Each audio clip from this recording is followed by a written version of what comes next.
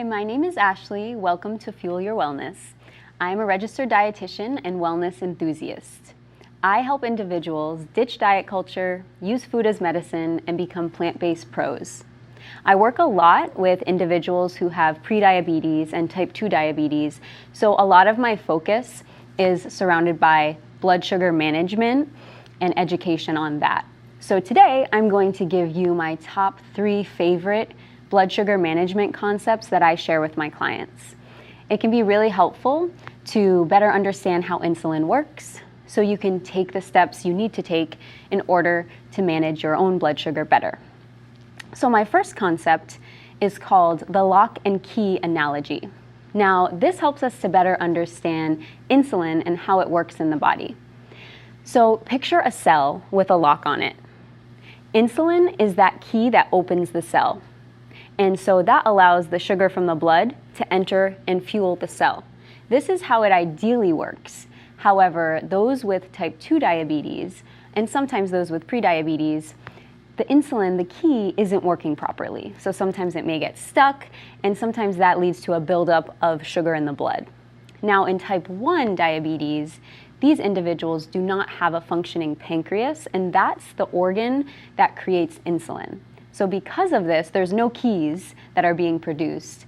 This means that insulin needs to be injected for these individuals. So hopefully that helps you to better understand how we fuel our cells with glucose and how insulin plays a big role in that. Now, my second concept, which is my most discussed concept with clients, is the parking lot analogy.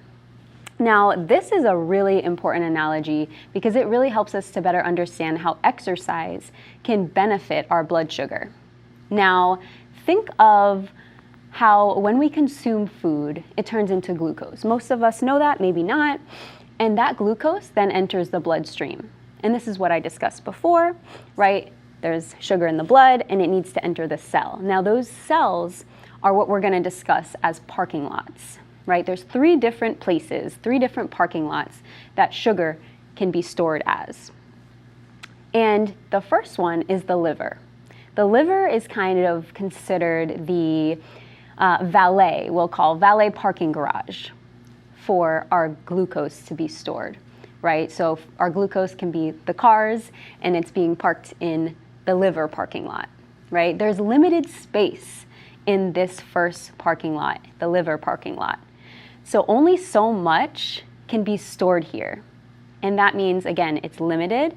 And that means as much insulin as we have, no matter how much we have, if it's full, it needs to go to the next parking lot. So parking lot number 2 is the muscle. Now this is where I'm really going to emphasize things because this is really explaining the impact of exercise on our blood sugar. So muscle, it is limited. Right? We do have limited amounts right now in my body. There's only a certain amount. However, with exercise, with strength training exercise on a regular basis, we can expand that parking lot and allow for more storage space for our glucose.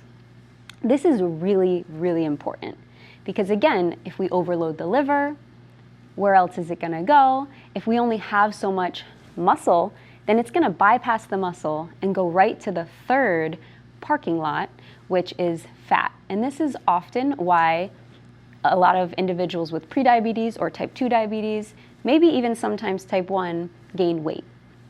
And so again, insulin is a hormone that helps us absorb glucose into these 3 different parking lots, these 3 different cells, and it prevents fat from being used as fuel.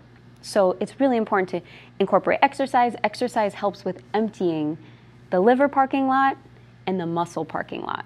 So if we're emptying those on a regular basis, we're allowing space for those, for glucose to park, right? And if not, then it has to be stored as fat. So it prevents the need for that third parking lot, exercise that is. So if you can incorporate exercise regularly, you can really better manage your blood sugar. This can go for pre-diabetics, type 1 diabetics, and type 2 diabetics.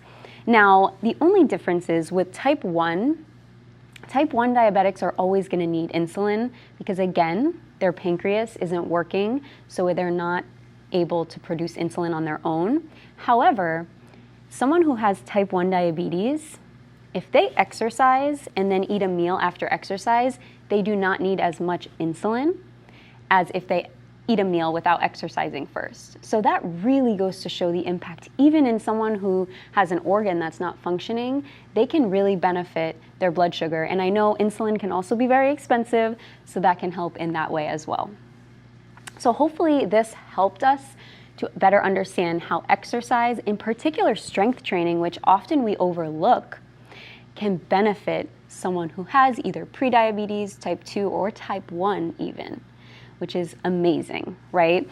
And now the third analogy is something that I really love promoting because it's something that we can do such a small little change in our eating habit to make a big difference. And this analogy is called the second meal effect. So this is essentially a phenomenon where the consumption of whole grains, and in particular lentils and beans, so that category is called legumes, eating something like that at a meal is going to benefit your glucose not only for that meal, but for the next meal as well, which is huge, right? It's not just benefiting us currently, it's gonna benefit us in the future as well. So we get instant gratification and delayed gratification, which is great. So there's a study that shows two different groups. The first group, they had white bread for breakfast, and the second group had lentils for breakfast. Now, as you can imagine, I have a chart here that shows the effect of the blood sugar after that first meal. Now, it also shows after the second meal, which both groups had the exact same meal, yet the group that had lentils for breakfast has significantly lower glucose levels than the group that had the bread for breakfast, which is absolutely amazing because it's not just immediate, it's a really great delayed effect. And this is so powerful because this really goes to show such a small change can make such a big difference. And it also goes to show you don't have to be perfect at every meal, but if you do incorporate some benefits like beans and lentils into your meal, it can make a big difference. Now, this also goes to show that at dinner, you can eat something at dinner with lentils or beans in it. The next morning, even if you have something sugary for breakfast, you can still have positive benefits from that dinner meal the night before. So that's really amazing. And I actually have my own example of this in my own life. Last year when I was pregnant, I had to take a gestational diabetes test. Now, this is something that everyone has to do. I was told to not eat fruit in the morning. However, as a plant-based eater, I eat lentils and beans with every single meal. As part of a balanced meal, that's my protein source. Either lentils, beans, edamame, tofu, tempeh, which those are from edamame. So all of these are different, forms of legumes. And so that night, I'm assuming I had one of those because I eat those at every meal. And in the morning, I only ate oatmeal because I wasn't allowed to have my fruit with it, which I normally have.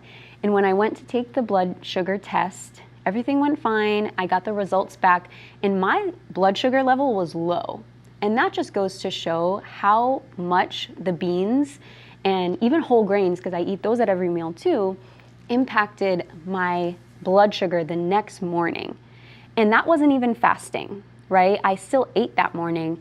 And if I had had my fruit, I wouldn't have been low. So it would have been normal blood sugars, but it really goes to show the impact of legumes on our blood sugar, even if we don't have diabetes, right? And this also goes to show if we feed our gut bacteria, if we feed them well, they feed us back in a positive way, right? So when we eat fiber, fiber is a prebiotic. Prebiotics are what we feed the probiotics, the good bacteria in our gut, right? So think of our probiotics as a pet, and we need to feed the pet in our gut, right? And that's exactly what we're doing when we eat lentils and beans. And this, in effect, causes us to create something called a substance called propionate. So our gut creates that. And propionate, what it does, it delays gastric emptying, which essentially just means that it delays the entrance of sugar into the blood, right? So when we digest, that glucose then is absorbed into our bloodstream. And that delays that process. So even just eating beans or lentils once a day can make a huge difference. And that also goes to show how important gut health is to every single aspect of our health and for every single different part of our body, for every different system in our body, right? Because diabetes is the endocrine system, and the gut health can help with that, and it can help with every other part of our health as well. So when I talk to individuals, if I can give just 2 pieces of advice or 2 suggestions to anyone, especially those with prediabetes, type 1 or type 2, or even just in general, my suggestion is try to incorporate 2 times a week strength training at least. If you want to do more, that's great, but even just 2 days a week can make a big difference because it enhances your muscle cells, which allows for more of that parking lot storage for the glucose, which allows for us to have less fat storage, which is really important because fat isn't just something that's, has to do with vanity. It has a lot to do with the fat that's subcutaneous, which is the fat that surrounds our organs as well. And we don't want that because that can be dangerous and cause a lot of health problems down the road. Now, the other thing would be to simply eat beans at least once a day. And this is so easy. You can do this by adding some chickpeas to your salad. You could eat roasted chickpeas. You could throw black beans into your meal. Black bean salsa, for example. There's so many ways to add these things. Lentil loaf, you could mix your ground turkey with lentils. You could have just lentil loaf. There's endless possibilities to adding these different foods into your eating habits. And the amount of difference it makes really just goes to show why not, right? Why not be able to take our health into our hands and use less medicine and sometimes be able to get off of medication. I work with a lot of individuals who don't even need, their medication anymore for insulin sensitivity because they're able to increase the sensitivity by using these different methods, exercise and changing eating habits. And it also just goes to show that it's not just about carb intake when it comes to diabetes. The type of carbs you consume is just as important. If we're consuming refined carbs, white bread, white rice, white pasta, that's gonna make a huge difference compared to consuming carbs that have fiber and cause that propionate response, right? So if we can even change up the pasta we're using to lentil pasta or bean pasta, that can make the biggest difference. So I really hope this helps.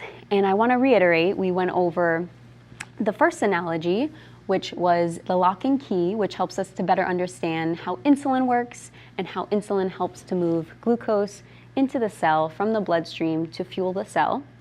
We talked about the parking lot analogy, which are the 3 parking lots that glucose is stored into, which are the liver, the muscle, and the fat.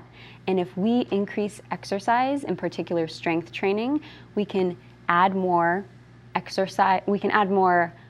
storage in the muscle cells. So that way we don't have as much stored in the 3rd parking lot, the fat cells. And then of course the 3rd analogy was the second meal effect, which is essentially just adding beans and lentils, which help your blood sugar during that meal and even after the 2nd meal after that. So I really hope you can take in some of this information, incorporate it into your routine, and I hope you have a lot of benefit from it, and you're able to share it with someone you know. Thank you so much for tuning in to Fuel Your Wellness. Again, I'm Ashley. I'll see you next time.